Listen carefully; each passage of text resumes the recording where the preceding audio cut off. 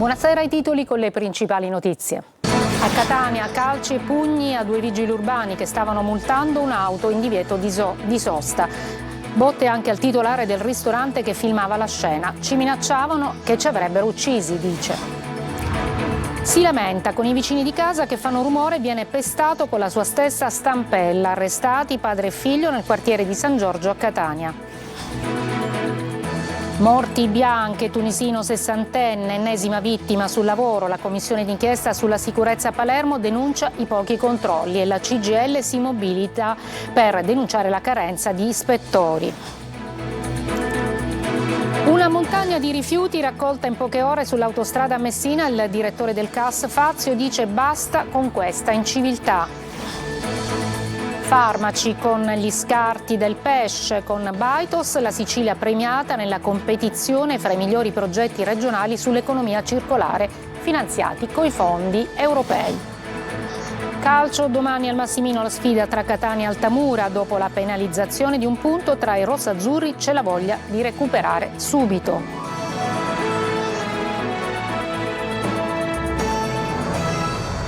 Eccoci, buonasera. A Catania, aggrediti e picchiati 2 vigili urbani che stavano multando un'auto in sosta in pieno centro, non lontano dal municipio e dalla questura. Botte anche al titolare di un ristorante che filmava la scena. Luca Ciliberti.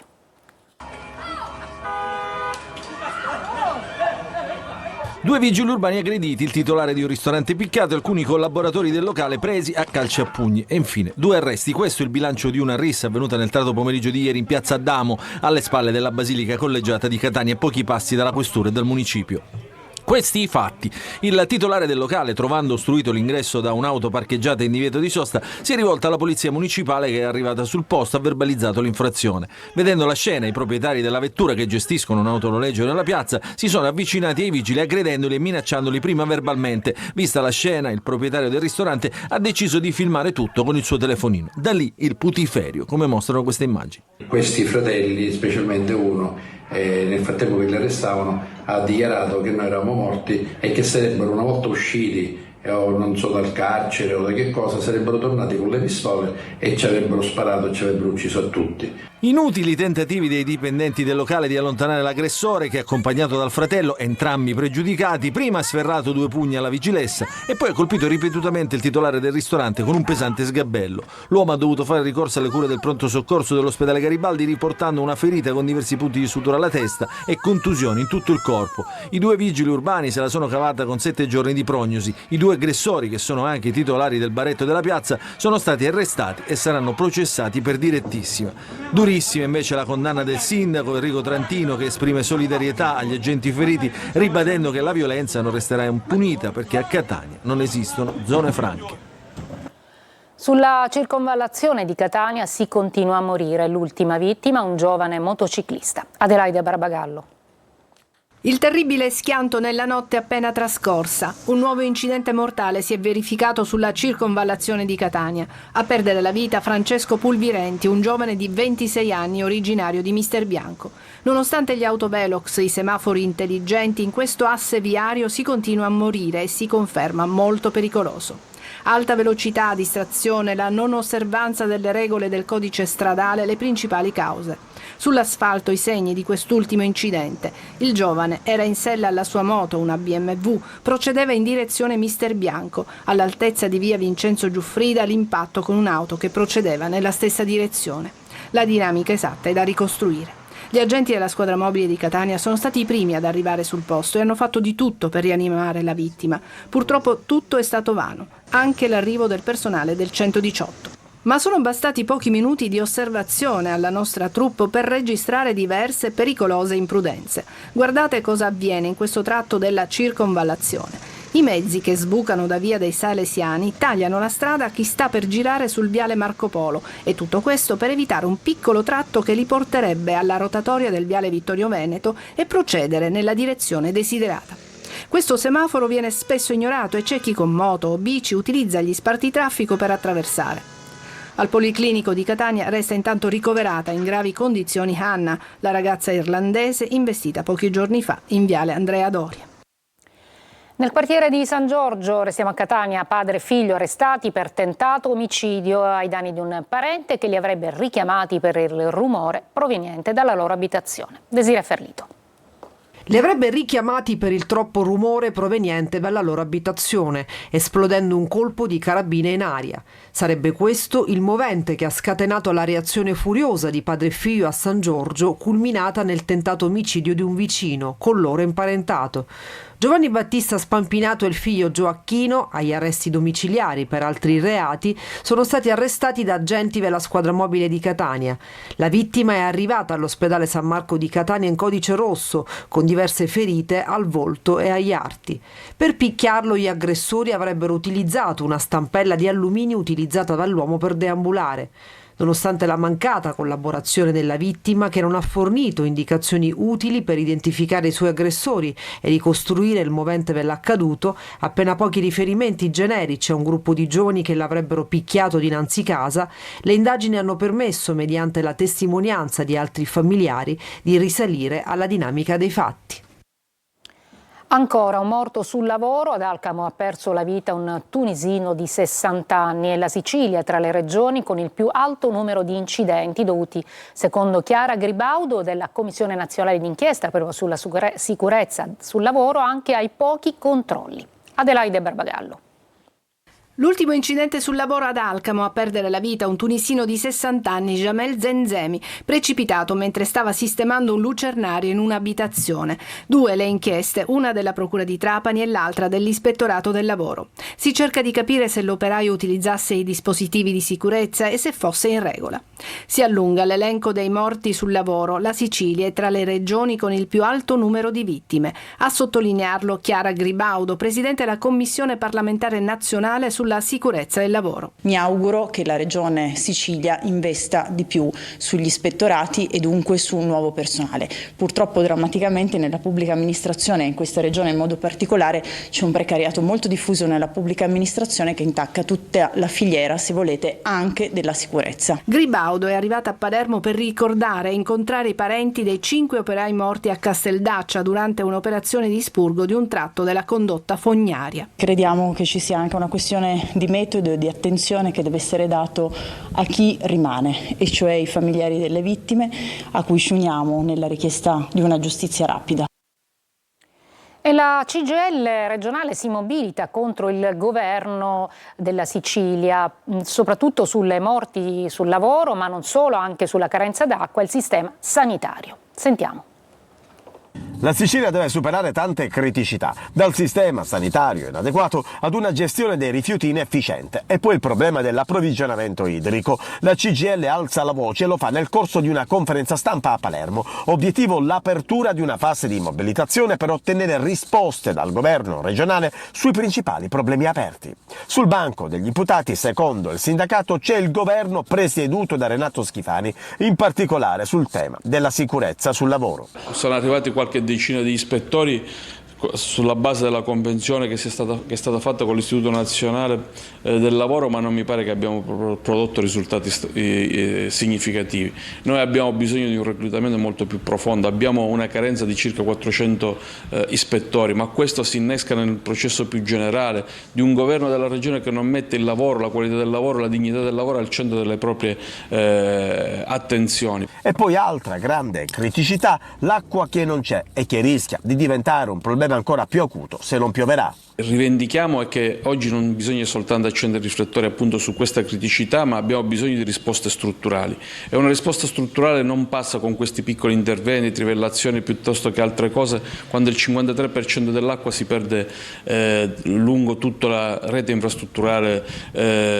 idrica. Noi abbiamo bisogno innanzitutto di una nuova e di una diversa governance. Oggi noi abbiamo diversi modelli che insistono nella nostra regione, tutti fallimentari. Il sindacato ipotizza una nuova Sicilia nell'area euromediterranea, guardando a politiche per una transizione ecologica socialmente sostenibile, per la tutela del suolo, per un nuovo modello energetico e industriale e per un'agricoltura di qualità.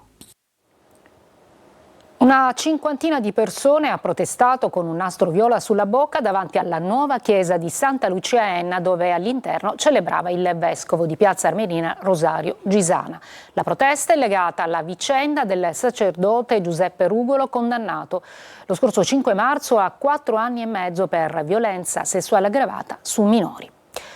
Ci occupiamo ancora della crisi idrica che si aggrava soprattutto nell'Agrigentino per un guasto al potabilizzatore di Santo Stefano di Quisquina. Molti comuni così rimangono a secco. Davide Sardo. Stop al potabilizzatore a Santo Stefano di Quisquina, nell'entroterra montano della provincia di Agrigento, territorio ricco di sorgenti spesso sfruttate dalle multinazionali dell'imbottigliamento. Il guasto all'impianto, che ha il compito di rendere l'acqua dei pozzi potabile, aggrava la crisi e l'AICA, l'ente gestore del servizio, è al lavoro per la riparazione necessaria per restituire l'erogazione ad ampia parte dei comuni della provincia, compresi il capoluogo e grossi centri come Favara, Porto Empedocle e Canicattì. Altrettanto ridotte la fornitura a Grotte, Naro, Racalmuto, Castrofilippo, Campobello di Licata e Ravanusa. Ad Agrigento i cittadini sono sempre più esasperati. Si rischia un inverno senza acqua e oltre a pensare a quest'inverno dobbiamo pensare ai prossimi anni e ai prossimi decenni. Ci sono alcuni quartieri, parlo della via Calligrati, parlo della via Manzoni, dove la situazione a 9 giorni eravamo il mese di agosto, a 9 giorni siamo il mese di ottobre, quindi la situazione è rimasta tale e quale. E c'è gente che ha 1500 litri di scorta e chiaramente per 9 giorni sono insufficienti in una famiglia. La protesta all'oltranza in piazza Pirandello, giunta ormai al 9° giorno, proseguirà finché non interverranno rimedi seri e concreti contro la sete. Una breve pausa e poi ci occuperemo dei rifiuti abbandonati sulle autostrade, segno di inciviltà.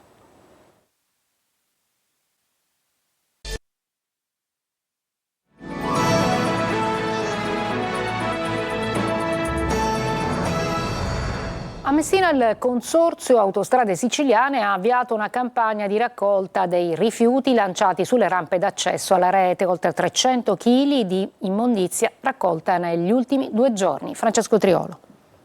La lotta all'inciviltà è una battaglia persa, quindi stiamo pensando di usare sistemi coercitivi più diretti.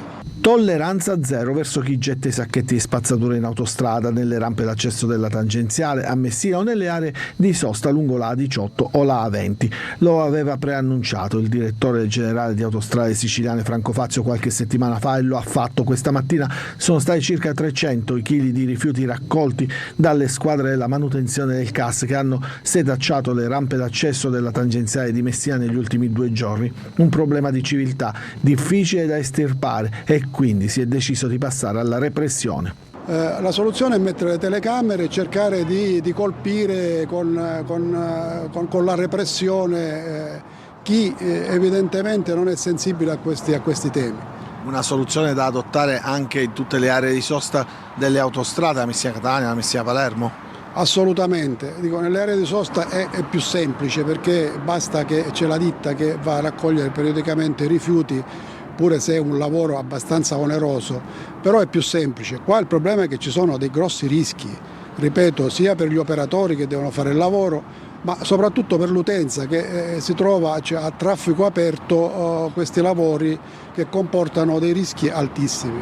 Una ventina i grandi sacchi consegnati oggi alla Messina Servizi, ma l'attività di controllo con fototrappole e videocamere nascoste continuerà e anzi verrà implementata, anche perché c'è un problema di sicurezza che non va sottovalutato.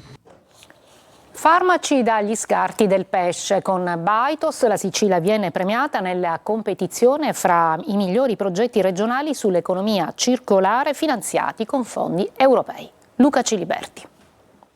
And the winner for category 1 is Baitos Interact Italy Malta. Farmaci, creme, integratori alimentari prodotti dagli scarti del pesce nell'ottica di una corretta economia circolare. Il progetto Baitos conquista RegioStar Award 2024, il concorso della Commissione europea che premia gli interventi più innovativi sostenuti con i fondi comunitari a livello regionale.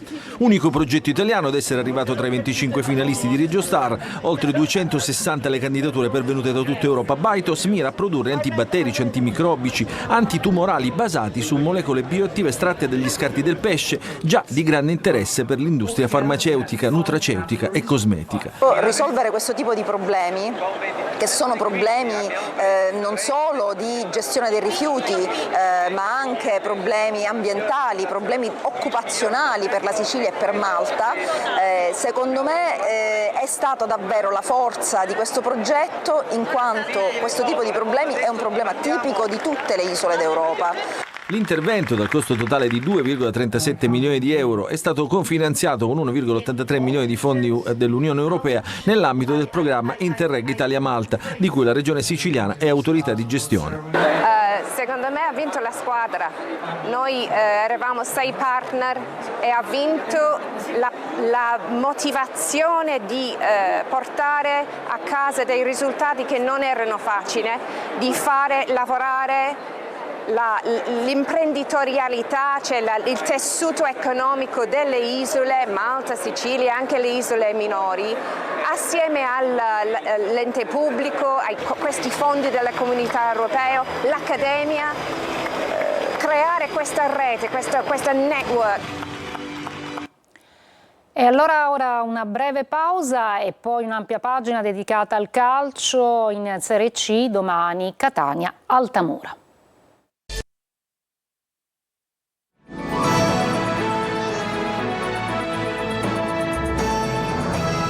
Eccoci al calcio, domani Catania-Altamura con i rossazzurri che vogliono proseguire la striscia positiva. In mattinata ha parlato l'allenatore Mimmo Toscano.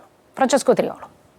Testa ed energie al campo alla vigilia della partita contro l'Altamura. Mimmo Toscano passa oltre la penalizzazione di un punto rimediato in settimana e confida in una risposta dei suoi giocatori che sono concentrati sul match di domani. La vittoria di Caserta ha dato fiducia, entusiasmo, consapevolezza della propria forza e da quello vuole che si riparta. Dobbiamo insistere perché è il momento di insistere. Io ho detto ai ragazzi questo è il momento, ve lo dico dopo 2 vittorie, che bisogna insistere perché solo così acquisisci una mentalità forte che ti porta a migliorare, a crescere ogni giorno indipendentemente dall'avversario, dal risultato precedente, dalle variabili che ci possono stare come la notizia che abbiamo avuto queste settimane che non ci influenza minimamente. Sul fronte formazione Toscano come al solito non si è sbilanciato, anche se il tecnico ha confermato che sia Ierardi, difensore fuori da quasi un mese che a Caserta è partito dalla panchina, che Lunetta sono a disposizione. Una buona notizia per il tecnico che potrebbe far giocare subito Anastasia a centrocampo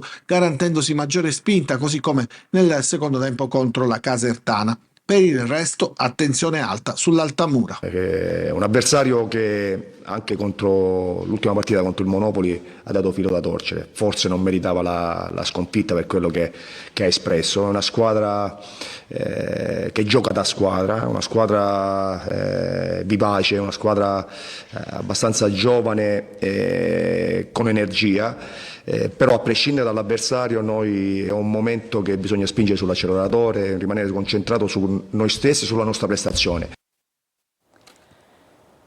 Il Siracusa punta in alto, nel pomeriggio la presentazione del nuovo brand ambassador Walter Zenga. Francesco Aloi.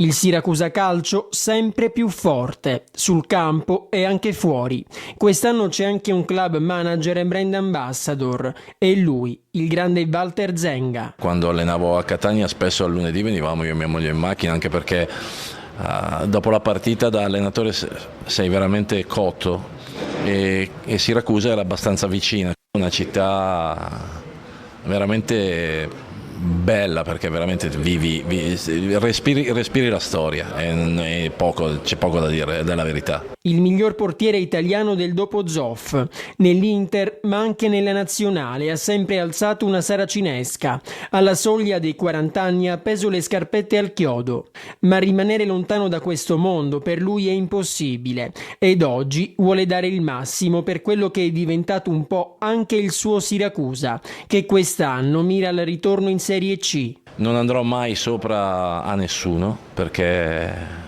il mio ruolo è ben definito e ben diverso. Se qualcuno vorrà chiedermi qualcosa io dirò la mia da fuori, che non è neanche male perché quando si sta fuori e si vedono le cose da lontano magari le si vedono anche con una prospettiva differente. Poi le decisioni verranno prese dal presidente, dal direttore generale e ripeto, l'allenatore I tifosi lo hanno già applaudito al De Simone per la sua prima nella Fossa dei Leoni, ma da queste parti ci si dovrà abituare. Qui c'è la sua seconda casa. Calcio a 5 è una stagione di grande responsabilità, è quella che si apprestano a iniziare i campioni d'Italia della Futsal Meta Catania. Orazio Longo. Con la lava nelle vene, la Futsal Meta Catania riparte con le idee ben chiare per la nuova stagione di calcio a 5, difendere il tricolore conquistato pochi mesi fa per la prima volta e guardare all'Europa con la Champions League da giocare in casa a fine ottobre. Una grande responsabilità, spiega il capitano della squadra, Carmelo Musumeci. Giochiamo il campionato e la Champions League, che era un sogno qualche anno fa, adesso ci siamo, la giocheremo a Catania e quindi dovremo avere grande responsabilità. Una compagine costruita e rinforzata sul blocco dello scorso anno, ha detto il presidente Enrico Musumeci, intervenuto a Palazzo degli Elefanti alla presenza del sindaco Trantino e dell'assessore Parisi per presentare la stagione dei rossazzurri. Il blocco dello scorso anno abbiamo integrato 3-4 giocatori per rendere la rosa più lunga in maniera da essere competitivi su più fronti. Ci eravamo visti qualche mese fa per festeggiare lo scudetto col sindaco Trantino e con l'assessore Parisi e adesso ci rivediamo per organizzare per discutere e organizzare questa Champions League. Meta Catania esordirà in campionato il 18 ottobre al Pala Catania alle 20:30 contro la Came d'Osson, poi subito la Champions, ancora al Pala Catania, dal 23 al 26 ottobre contro i lussemburghesi del Differdange, gli austriaci del Linz e i lituani del Kauno Žalgiris. Gare secche e girone all'italiana con la prima che accederà all'Elite Round con le migliori 8 d'Europa. È tutto per questa edizione, grazie per l'ascolto e buona serata.